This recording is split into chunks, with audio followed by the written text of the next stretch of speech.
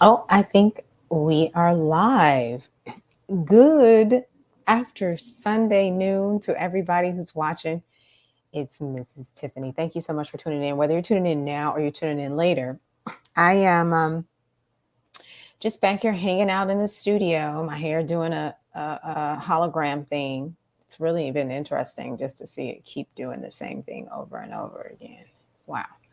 Anywho, it's Sunday, and hoping everybody is getting their summer reading list together. Yeah, so much to read. I mean, the books just keep coming. They just keep coming out, and they're getting so good. It's almost like, oh my gosh, what are we doing here? Okay, ladies and gentlemen, I believe she has arrived. Hello. Hi, how are you? Uh-oh, can you hear me? Yes. You can hear me? Okay, I can't hear you. That's weird. Okay. External. Can you hear me now? Mm-mm. I just see you moving your lips. It's not on mute. That's weird.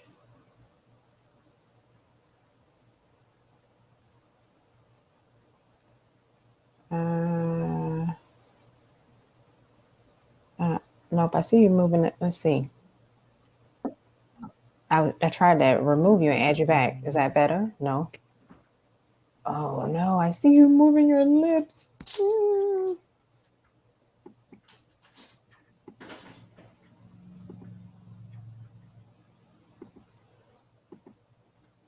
I don't know that we've ever had audio trouble. Let me think. Hello? You should be able to hear me now. Nope. I can just see you moving your lips. Can you still hear No? me though?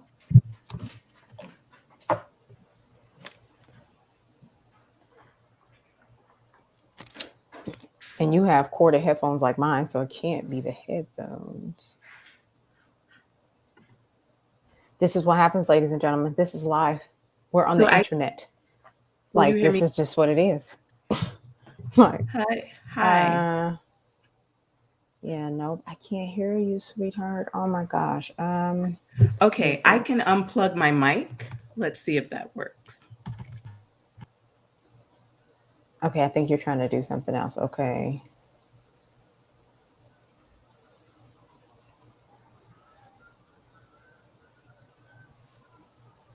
Hello?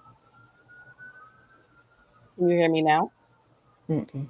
I just see you moving your lips. Okay. You want to both try to like leave and then come back in? I can do that. Just a second. What's happening outside? Um, Okay, I'm gonna go out and then yeah, I'm gonna leave. Okay.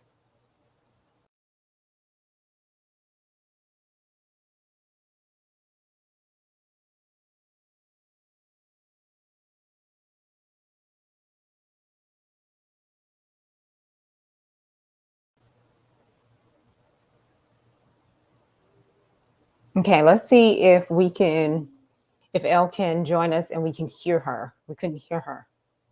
So let's see if she comes back and we're able to hear. But anywho, it's summer, and even though it's not officially solstice, it's not happened. Let's see. Okay, let's see. Let's see. Please. okay. No, I can't hear you. Oh my God. So I did the sound check and it can hear me. I did the sound check in the Like I green can just room. see you moving your lips. And I can't hear a thing. You know, yeah, we do have chat. We do have private chat. So you can always send me a message. I'm just trying to figure that out. It's weird. While you're doing that too, I'm gonna log into Facebook and see if folks can hear me speaking.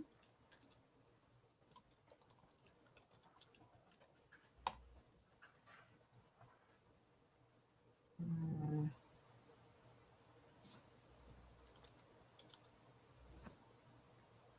let's see. Right. Really? That is so weird. Uh, settings. Yes. Can you hear me? Guess Siri or comments.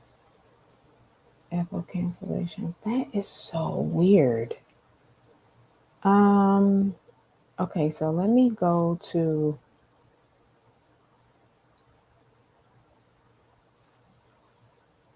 I'm just gonna try to see if I can hear like some talking on the page. Can you hear me Let's now? see here. No sound effects. Hmm. Can you hear me now? Hello? Hmm. Oh my God. Elle, Yes. I am. Oh my God. Do you know what? What? It was my volume. Oh, okay. I can't. Let's just start life over. It's okay. It's okay. I normally keep this volume down. I can't believe I didn't remember that. That is crazy. I'm like, I can't hear you. I can't hear you. You're talking and I can't hear you. Okay, ladies and gentlemen, we just wasted 6 whole minutes. So now I'm going to have to figure out a way to catch that up. How are you today? Great. Good.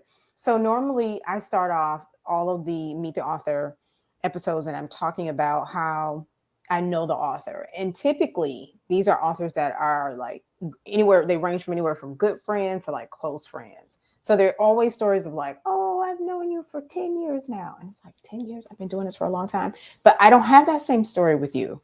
And all I can really talk about is some of the work that I've witnessed you doing, and how we're in a similar group, of course, and how the conversation came about. And then I can chime in on why it was intriguing for me to want to talk to you. But we don't have that story. So I guess we're gonna have to find something else to talk about to fill in. What do you think?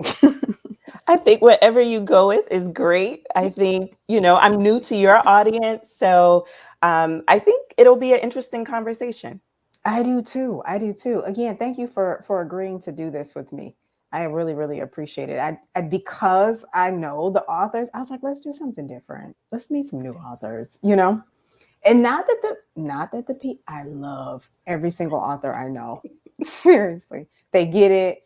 It's about literacy. It's about some shape, form, or fashion of literacy. And in your case, it's literacy, it's health literacy, but I love my authors. It's just, we want to get out there because the world of children's books has changed over the last couple of years.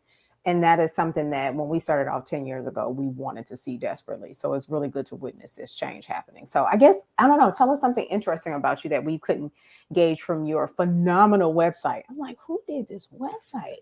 Oh my gosh.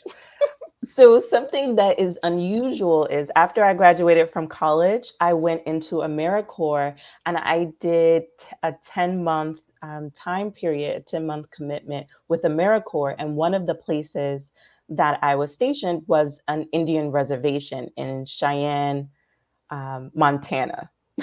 So that's Wow. completely unusual, very different. But Mountains? Is to there more that mountains in point, Cheyenne? what'd you say? Are there a lot of mountains in Cheyenne? So there were a lot of mountains. I was also in Denver. So coming from Denver, it's not the Rockies, but they have their own mountains. It's Yeah. beautiful. It's Yeah, totally. beautiful. And I saw wild horses and lots of native animals, lots of wild animals like bobcats and moose, all types of things that I didn't normally see on the East Coast. So I'm originally from North Carolina. And yeah, Montana was completely different.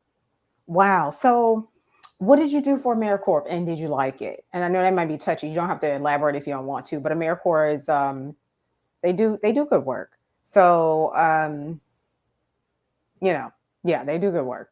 um, what did you do for them? Did you like it?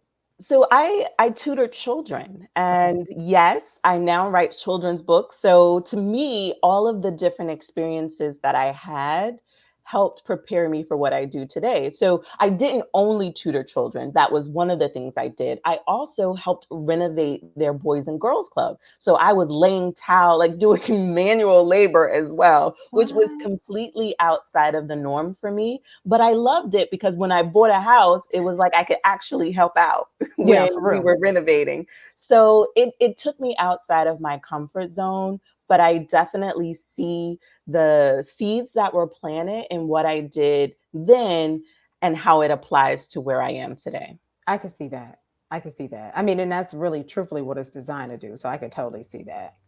Um, wow. Cool beans. Okay, so I have to know, or the audience really should know, what made you, outside of the tutoring and saying, hey, I want to do this, I want to write, right? I want to write, I want to touch children's lives. But when did you know that it was going to be health and health literacy for you? So my story really starts with my own journey as a mother. So I am a mom of twins. I have two daughters. They are now 13, but when they were small, my daughter's pediatrician recommended that I homeschool them. And I had always attended a traditional school, so homeschooling was definitely unique to me. And the reason why the pediatrician suggested it was because I have a daughter with a genetic disorder, which is sickle cell disease. And then when she was 6, she was diagnosed with an autoimmune disease, which is type 1 diabetes. So it was really that seed to educate my own children that took me on my journey to be an author, because I've always loved educating people. So that was very natural. I have a degree in English and history. So it wasn't completely foreign to my background, but I think it was my desire to teach my children about my daughter's health and teach her twin sisters so that she wouldn't be afraid, so that she would understand as well. It was really familial. And I also wanted my husband to understand, because as I was doing research, I was trying to share all of the information with my children and my husband and my family so that they could understand, because my daughter is the only person who has sickle cell disease in my family.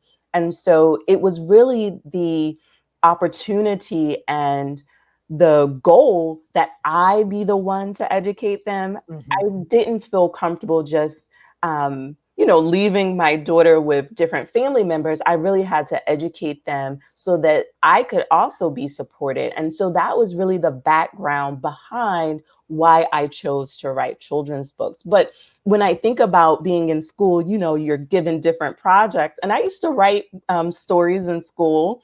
And so I don't think it's completely odd that I write children's books, because even one of my college professors had written a book. And when I was reading her book, I said, one day I will write a book. So Mm-hmm. all of these things were in the back of my mind, but they weren't necessarily things I had written down as a part of my life goals. Mm-hmm.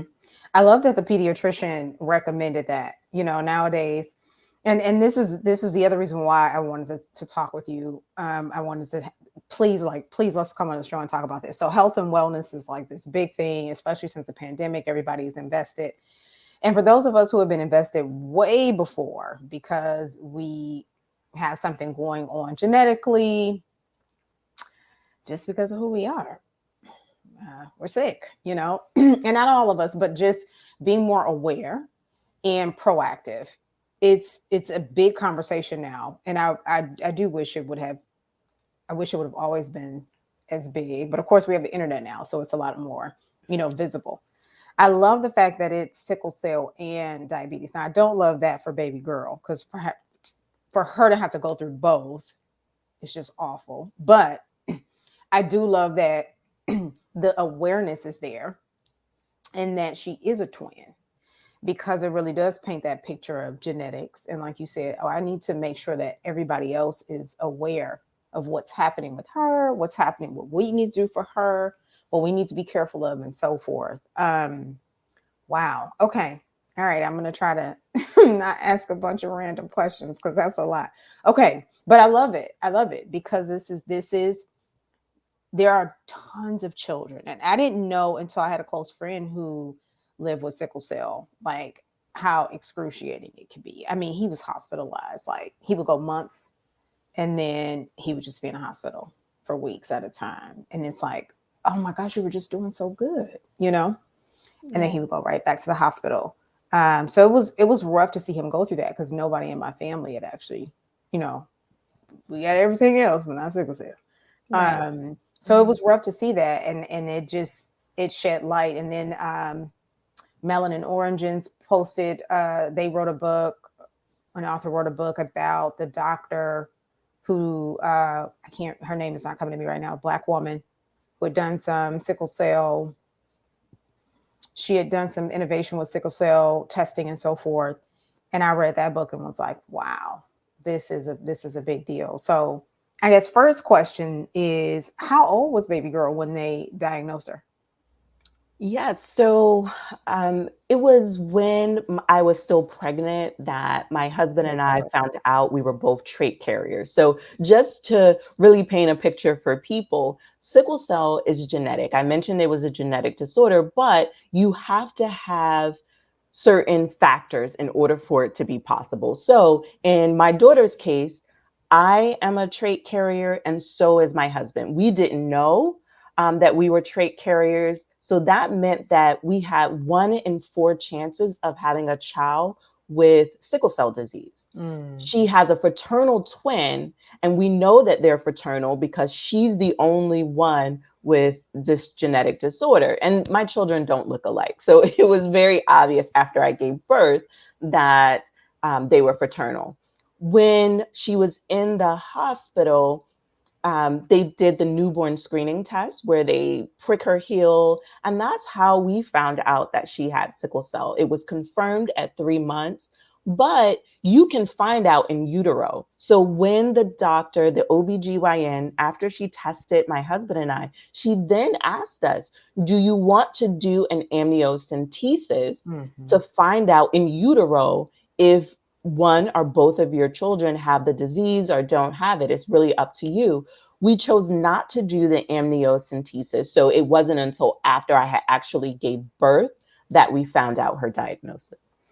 Even with the technology, so when you were just saying that story, it reminded me of a similar story that I had to go through with my oldest son, where even back then, and I'm not old, but I'm old enough. Um, 25 years ago, they same thing, saw it on the ultrasound, and they were like, this doesn't look too hot. Let's extract some amnio, some fluid, and test it. So I do love that technology it's been progressing, then we could catch these things. I do love that. But I didn't know that, I mean, I knew about the trait, but now to hear both parents with the trait, does that double the chance, or is it still the same possibility or probability rather? So the other way a person could get sickle cell is if one parent had the disease and the other parent had the trait. So either Ooh, they both have to have the trait, or one has the disease and one has the trait. Because what happens is they're inheriting both of those sickle genes, but right. there are different types of sickle cell disease. So when I was younger, I had only heard about sickle cell anemia. Well, we call SS, which is inheriting an S, sickle trait disease, sickle trait hemoglobin from one parent. When you inherit both S hemoglobin genes, then your child has SS. So my daughter has SS, which is known as sickle cell anemia, but there are other sickle cell diseases. So there's SD, SC, sickle beta thalassemia. There's multiple, even more than what I'm just mentioning. There's also SE. So different populations can have different forms of sickle cell disease. So Mhm. the second largest SS is the most common sickle cell disease, but Mhm. then SC is the second most common, and the other ones like SD and SE are um, found in certain populations. So it's not just Black people who have sickle cell disease. And as they start to do more testing on the different variations of sickle cell disease, they're finding other populations that have it. So just to put that into perspective, in Nigeria, that is the population, that is the country with the largest number of sickle cell patients based Mhm. on the studies that have been done. Mhm. The second largest population is India. So No, okay. that those are two different populations, but there are people of all different type of genetic and different ethnicities that can have sickle cell disease. And as they do more research and find these other variations, like SD is very popular in the Hispanic community. So I know for many people, they're like, oh, isn't that just a Black disease? It's not. It's a disease that can affect many, many different demographics. And so, because it is believed that sickle cell disease started because of the mutation of the sickle cell of the blood to make it harder for people to get malaria. That's why they believe when two people who have that genetic mutation, when they reproduce together, that's what causes the disease. So it is believed that the trait happened because of a preventive measure for malaria, but unfortunately it has caused this debilitating illness. And you mentioned your friend being in the hospital, and a lot of people know about pain crisis, but it's important for me to mention that pain crisis isn't the only complication that sickle cell patients can have, because sickle cell disease, it affects a person's red blood cells. And what we know about the red blood cells is that they carry oxygen to different parts of the body. And wherever our blood flows, we need that oxygen. And so if a part of the body is being deprived of oxygen, you can have complications. So in children, especially, and in anybody, one of the other factors and complications that can arise are strokes. So once a year, children have to get what is called a TCD. So we brought up an ultrasound earlier. With a TCD, that's when the technician takes an ultrasound screening of the blood flow in a person's brain. And that's how they're able to do a stroke risk screen test. So they're screening to see if that child is at risk of having a stroke. And so that's done annually in pediatric patients. So that's one of the complications, but really there are many complications. Yeah. Sometimes it can cause a vascular necrosis, which is debilitating. So it's not just the pain that bothers them. It can affect their eyes. It can affect legs. Some people are in wheelchairs. It can affect different patients very differently. And so just like, we have variations and shades of brown and in the color of being, Black, there are many different variations of sickle cell and how it affects patients. And so there are a lot of complications that can occur. So, so sickle cell is something that doctors are really learning more about it. And we've known about it since 1910. So it's not until recently that they're starting to do major research when it comes to sickle cell. Yeah, I mean, you're talking, and I'm just like glued, and it hit me that I'm just glued, because I'm like, wow, knew none of this in terms of the differences. And I will say, in ignorant, in my mind, there's no excuse for ignorance. Like, we have Google, we have Siri, we have books, but not knowing the variations and thinking that only Blacks or African Americans are affected like they are. So it makes sense, Indigenous, Aboriginal, it makes sense in terms of genetics, that it would be not just one group, but, a few groups, if that's safe to say. Wow. Okay. All right, I think I have some homework. I'm just like, let me write this down, because my father and I, we've been doing a holistic health thing since I was 13. He took me to see my very first holistic doctor. Her name was Dr. Kifa Lorraine. She's since transitioned. And I remember, I just remember looking at her like she was just a queen. She had on her garb. She was, natural. And I stopped eating beef and pork, and I didn't eat fish or what have you back then. And I started doing more tea. And she just, she really heavily influenced my life. Over the years, I've subscribed to a lot of holistic health, herbs, natural treatment, and the like. But disease, not that I'm fascinated in a way that's like, oh my God, I forgot to learn about it. But when you get to the root of some of the trauma and the sustaining of trauma and how that illuminates the disease. It's fascinating. It is, which goes back to why we're encouraging people to read and learn, you know? So, wow. Okay. So when did she, because diabetes is also something that I want to talk to you about now. That's in my family for sure. How did that happen?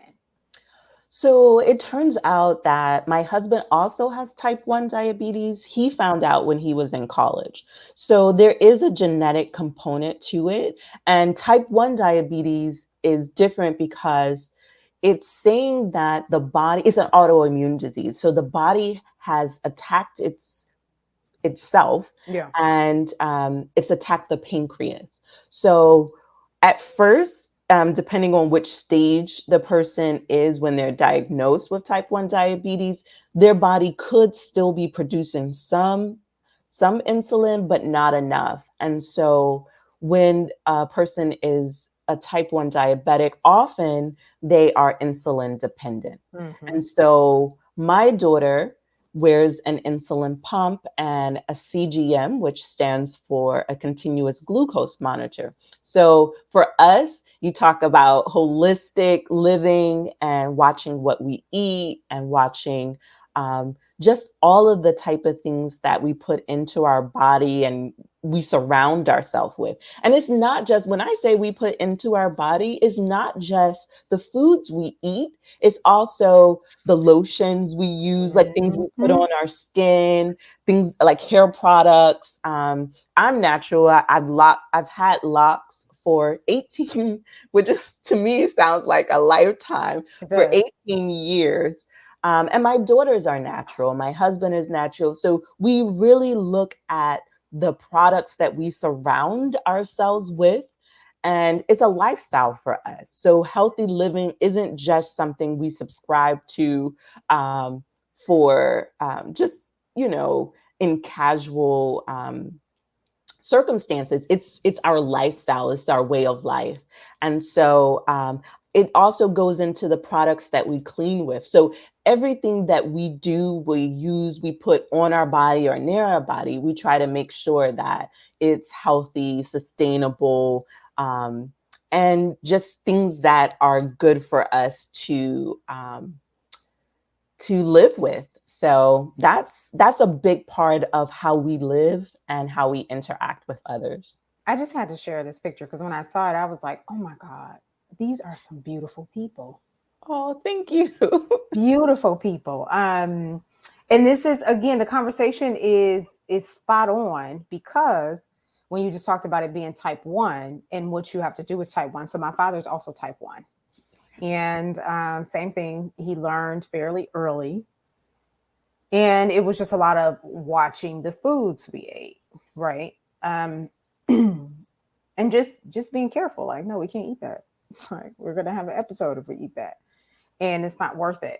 um how does she manage? Is she okay? I think the biggest thing is that this is just my empathy kicking in, like, oh, I hope she doesn't feel like, the twin that got it all, So she's incredible, and I think as she ages. So at first, it didn't really make a difference to her Yeah. because dad was also type 1 diabetic, so she was like, oh, I'm like my dad. Yeah. So it wasn't an issue. But as she starts to go through adolescence and hanging out with other kids, sometimes if there's a problem, her insulin pump will beep and people are like, well, who has a cell phone? Like, so she's had to speak up, To and adjust. even her sister has had to advocate on her behalf. And I think that kind of changes the dynamics some because other people are seeing it. I think it's much easier to navigate it if you're able to keep it invisible. But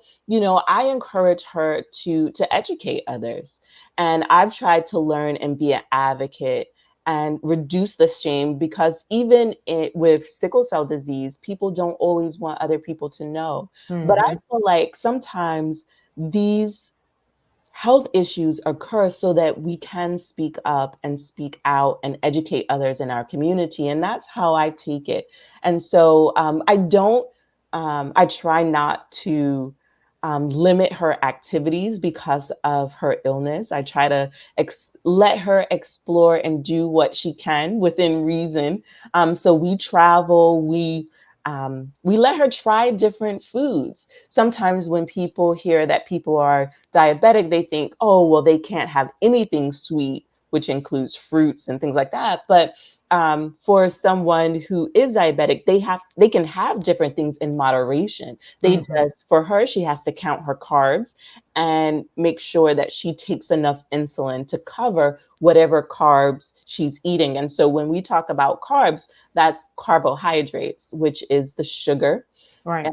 in your food. So when we think of sugar, we think of dessert, but even your fruits and vegetables have sugars in them Absolutely. too. Right. So it breaks down in the body as glucose. So that's why she does have to wear CGM.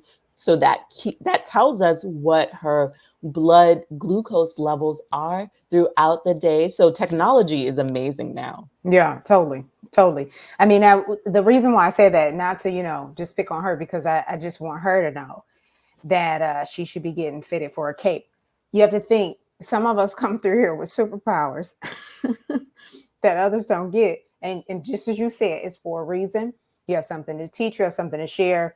I know I myself, my youngest, my older two are different. I was a different mom.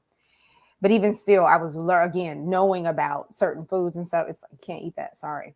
But my youngest, I'm very, very strict with. I mean, we don't eat a lot of sugar, not white or processed or refined. Like, we don't eat that. And people are always like, oh, you need to let him be a kid. I'm like, letting him be sick as an adult, it's not letting him be a kid. That's a no. So I love the fact that she is aware. I'm just, I'm going to continue to pray that, her social journey doesn't, get her into peer pressure or anything. And I love the fact that she can eat. She can eat. She can still eat things. She can still enjoy herself. That's phenomenal. That's phenomenal.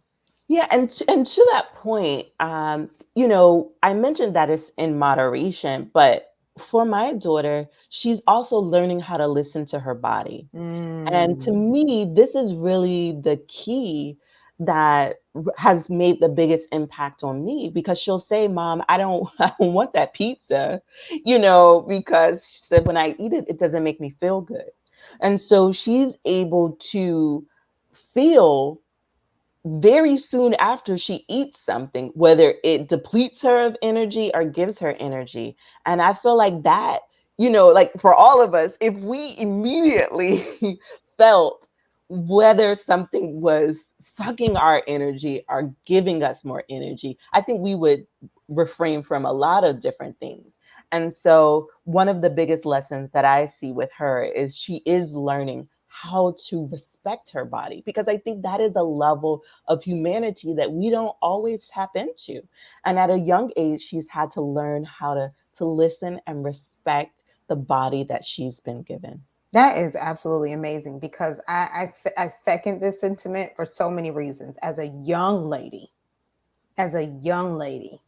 is first and foremost, but definitely as a human, because you're typically, again, like same thing.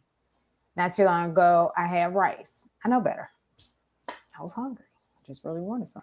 Well, of course, I'm sitting there and I'm like, oh, yeah. And you know better, regardless, you know better. That sugar, how it breaks down, how it's trying to travel, you just can't do it. So, yeah, I don't want that. Pizza, you got the carbs, you got nightshade, you have all these things I get it. Baby girl, I get it. So, again, that's why I said with her cape, with her understanding, okay, this isn't a curse.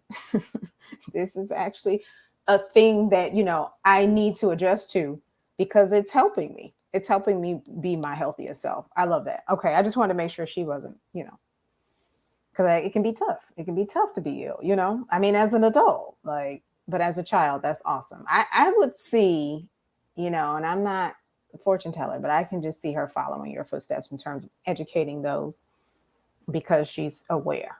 But that really makes me happy that she's aware of her body. Awesome. Awesome. Okay. So we talked about baby girl. We talked about the family, why you got into it.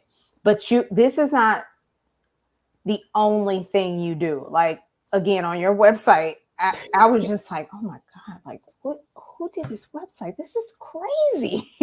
Like, so like 5 billion. She does. How does she do all this? Somebody said it'd be answers. I want answers.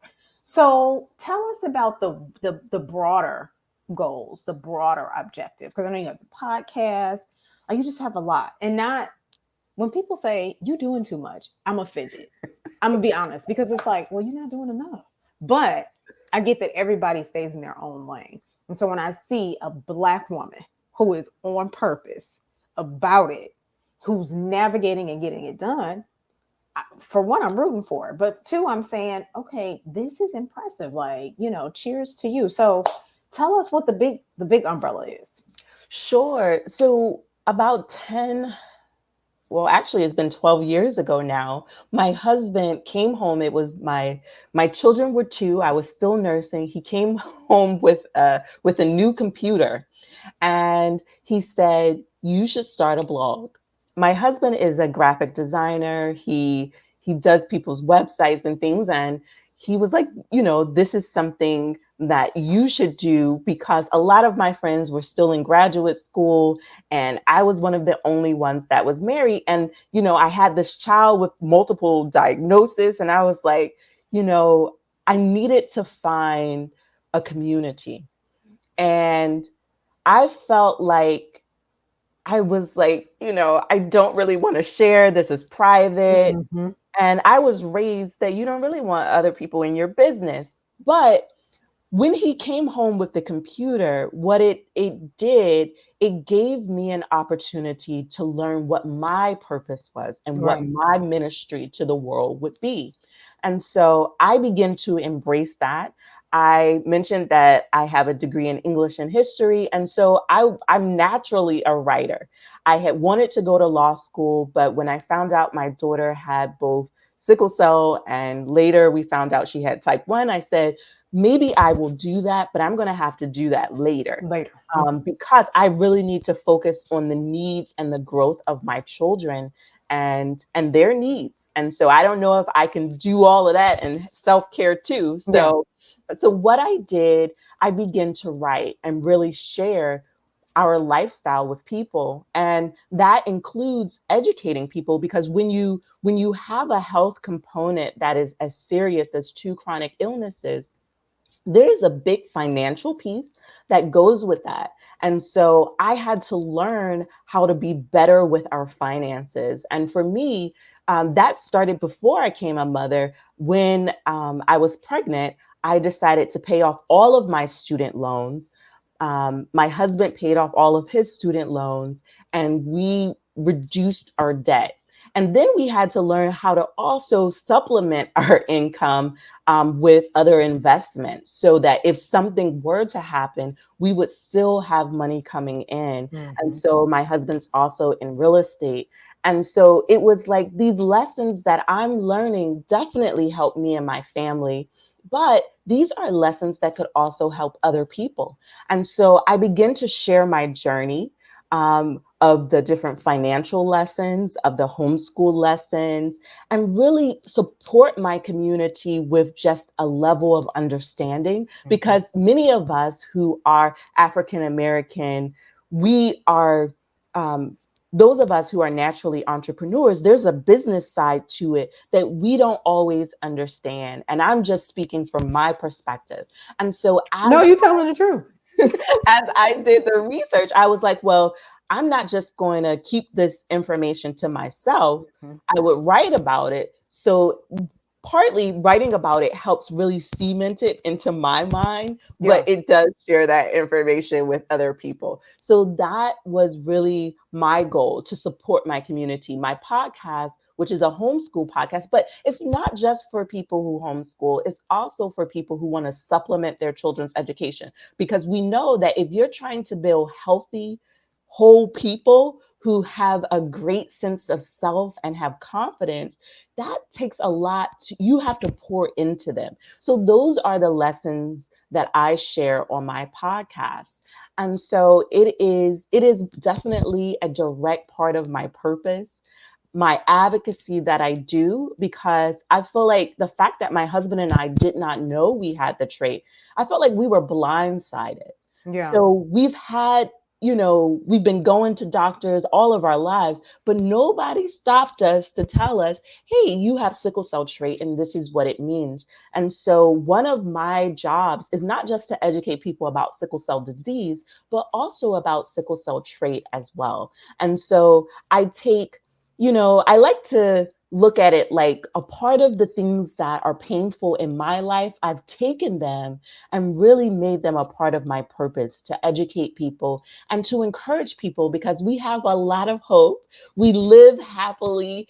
And I think that that's a gift. It's a wonderful picture that we are able to still thoroughly enjoy life, even though these are the cards that we've been dealt. I love that for so many reasons. Let me start with the first one. Hubby came home and was like, "You should blog." Like you got to think 12 years ago. So I started Imagiread roughly 13 years ago, but formally years after that. So we're talking about what 20? What was that? 2000 and oh my God. 2008 was 13 years Yeah, ago. 2008. That was, I mean, and this is what's so what we call me oh ho about that time, because we were entering a recession. Yeah. It was coming. So you see how things are just keep coming. History. You study history. So 2008 it was the perfect time. Perfect time. Like, let's start a blog.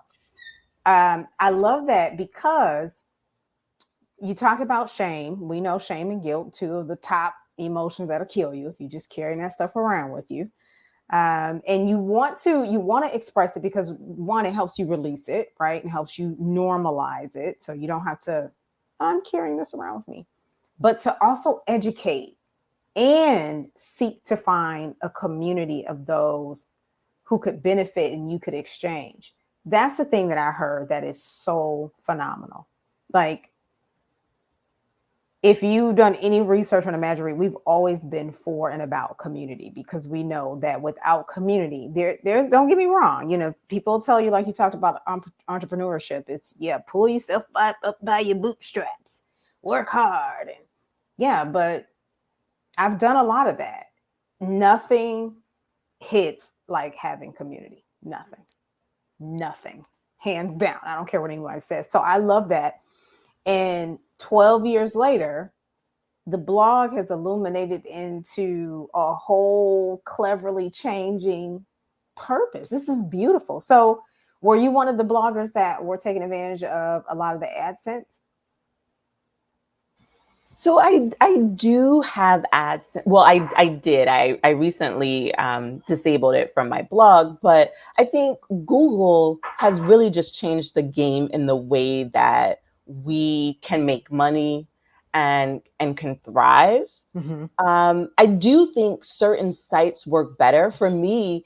I rather do partnerships with different brands to bring in money. And so for me, that tend to work better. And so I think you have to find where does it work better for you.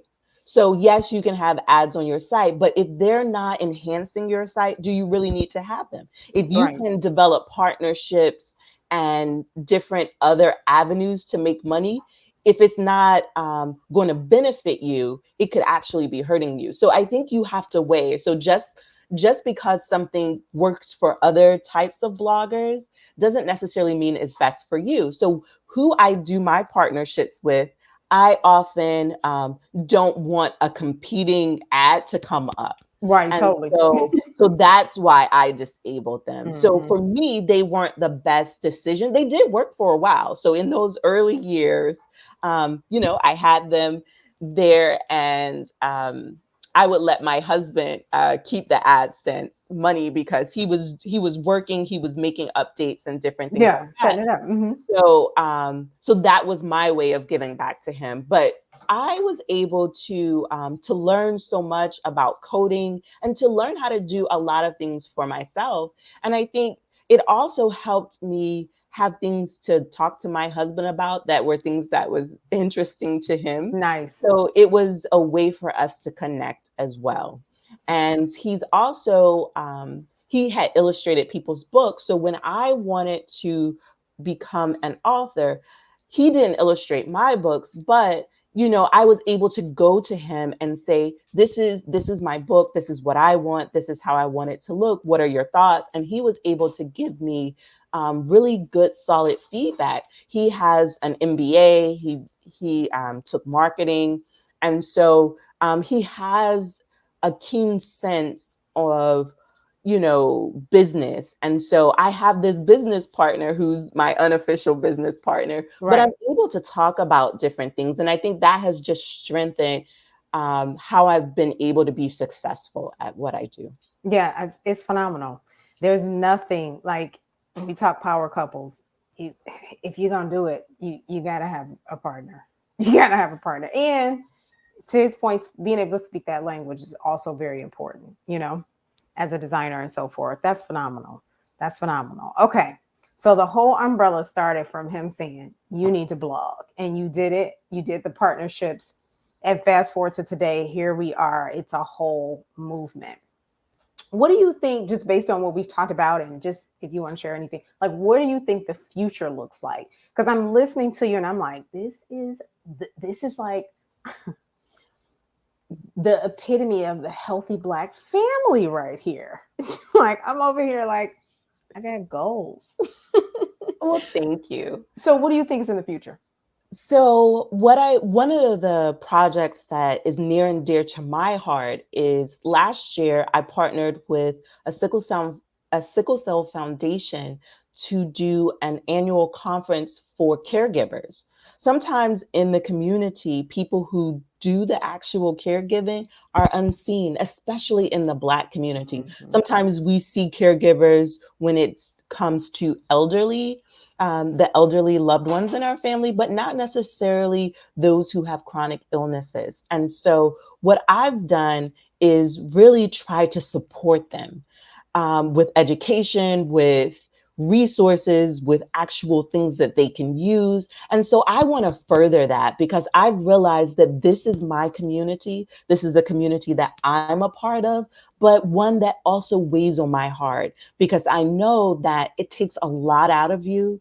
And many of the caregivers in my community are so intelligent. But what happens is when your child or your loved one, it can be a spouse, it can be a cousin. It's so, many different varieties. It can even be a sibling.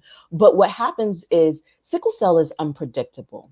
And so they can often be pulled away from things that are very important to them. But in order to get through, it helps to feel less alone.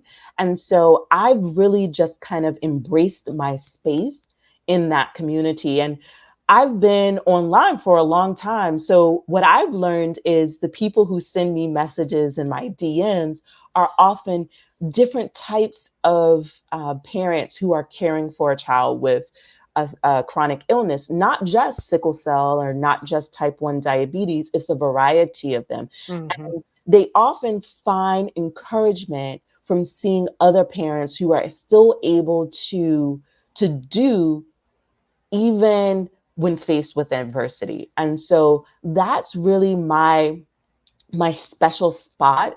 I have a special spot in my heart for the community of caregivers. And so I definitely see more purposeful partnerships for caregivers in my future. And also, I would like to do more PSAs when, I talked about that sickle cell trait information. Very rarely do we hear people saying, do you know your trait status? And I would like to further do more PSAs about it because I really believe that is the population that can change our future.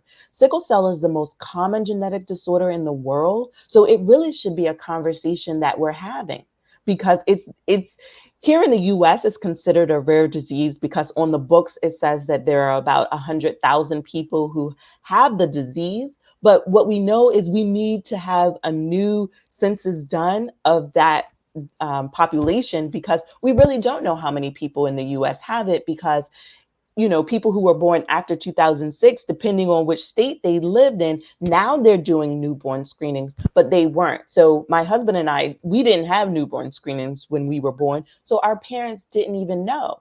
He was born in Georgia. I was born in North Carolina. And so for us, it's like there are lots of parents who are young, who are going through life, and then they reproduce and they find out, oh wow, I have sickle cell trait, or oh wow, and so I don't think those oh wows should be as common as they are. So I really want to start doing some global PSAs, and I've joined a global group that is doing information on health equity.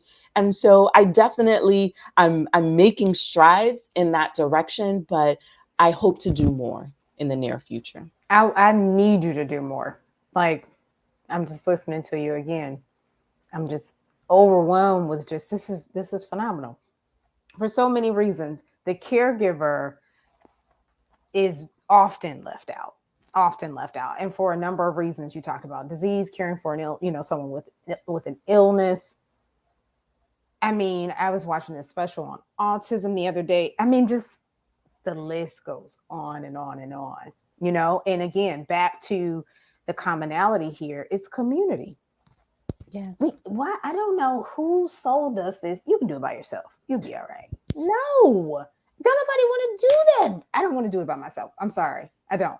So I love that, and I also love the PSAs. Think about in just 51 minutes, and we were off a few minutes in the beginning because I didn't have my volume turned up.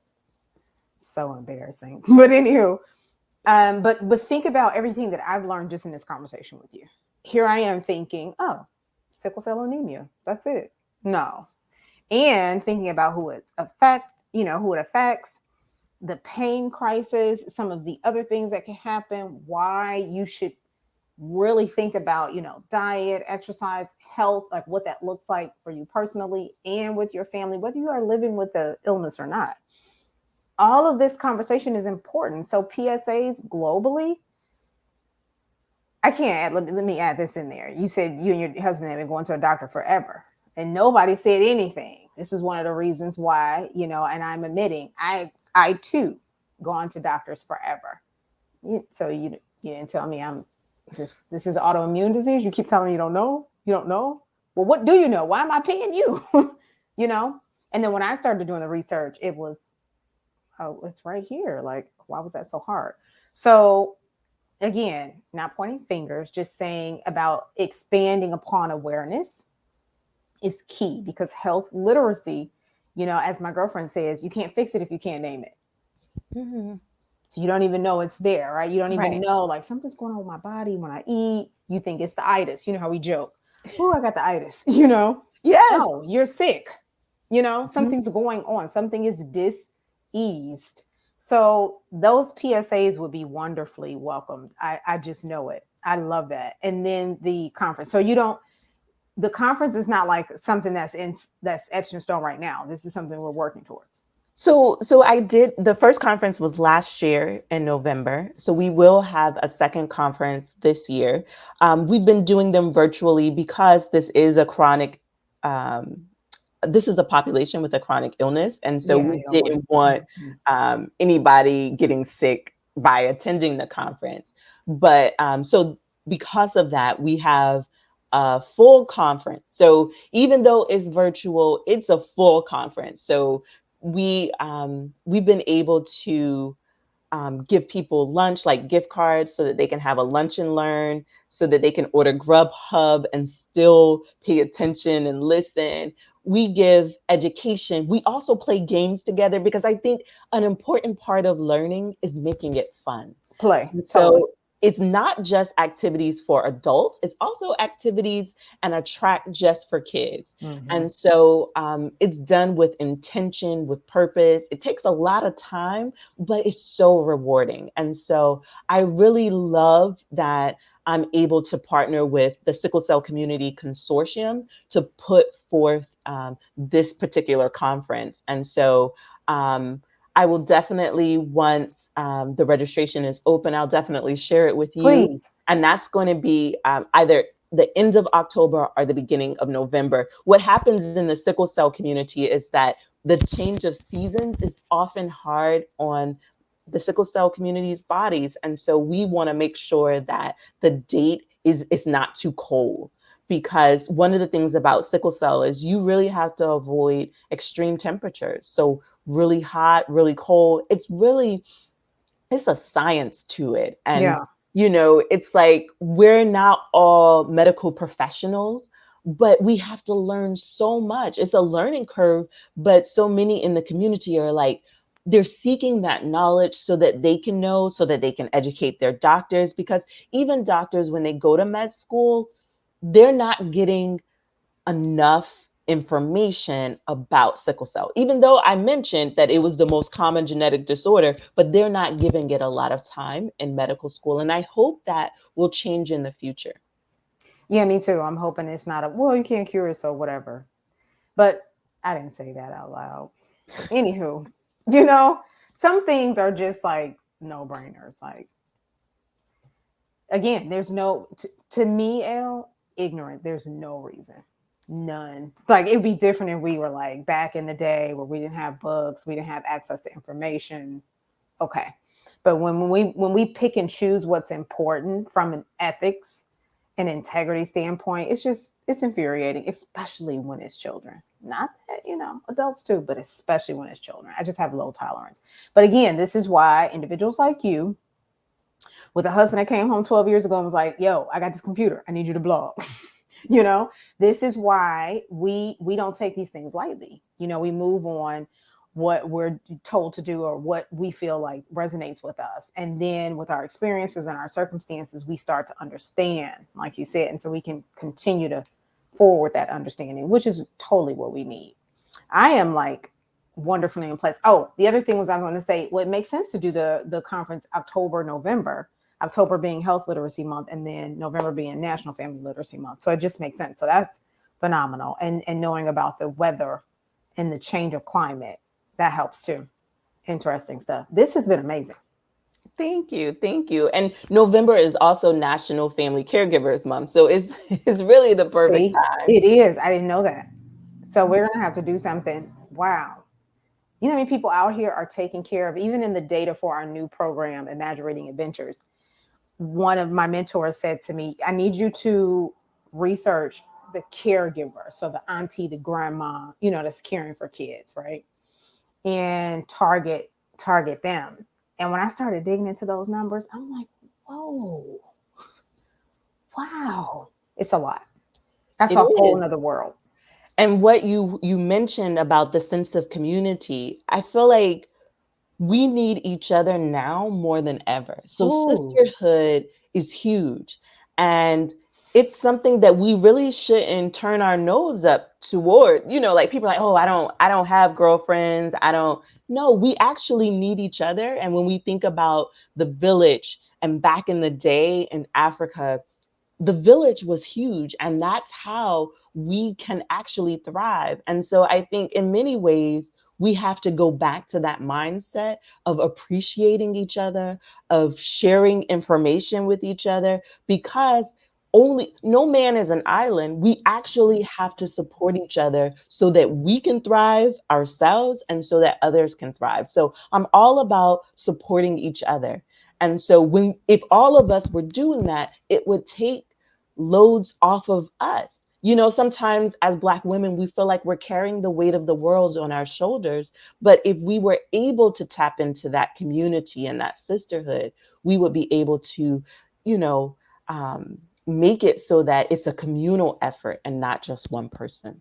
Yeah, I was like, get real still, Tiff, because I'm so emotional about sisterhood. Um, I'm the only child. I know we're running out of time. So I take it very seriously and I always have.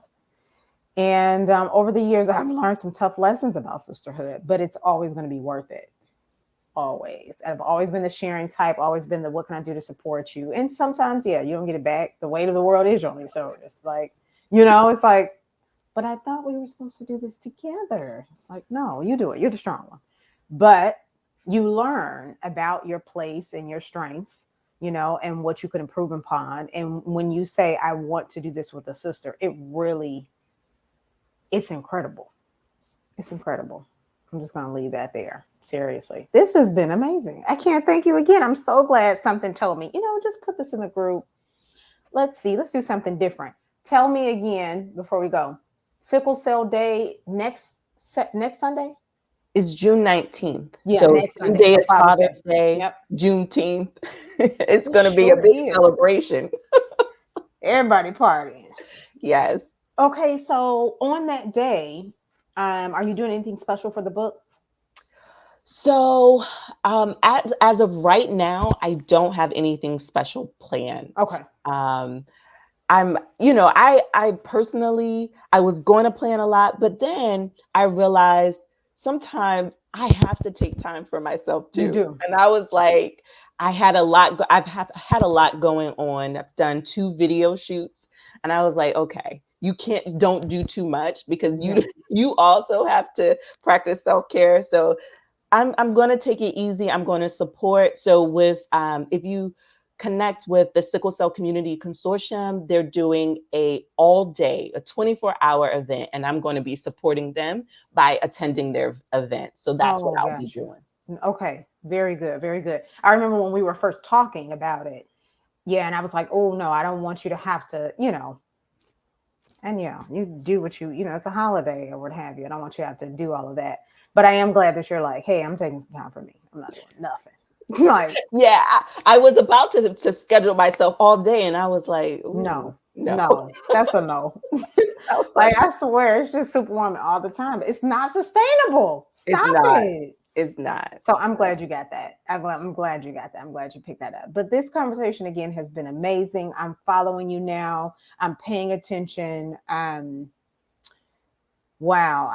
There's an announcement, and I've been talking about this since January, and I haven't told any of the authors, but I will be making an announcement closer to like September, because that's National Literacy Month, about all of the authors. Like, I want to feature all of the authors in a very special way. So I'll be making that announcement in September.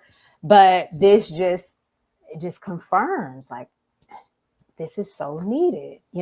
This is so needed. We have got to share the information, get the information out there, so our children and our grandchildren, their children, can be healthier. We can do it. I know we can do it with literacy. I know we can do it. So Yeah. thank you, my dear. I'm so excited for all of your future plans. I can't wait to hear about the conference this year. If you're watching now, you're watching later, because we always take these videos, we move them from Facebook to our YouTube channel.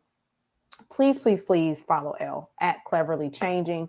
Her website is scrolling across the bottom. I'm just telling you, you're going to be jealous when you see that website. I was like, you're going to be jealous, but check it out. There's some incredible information there.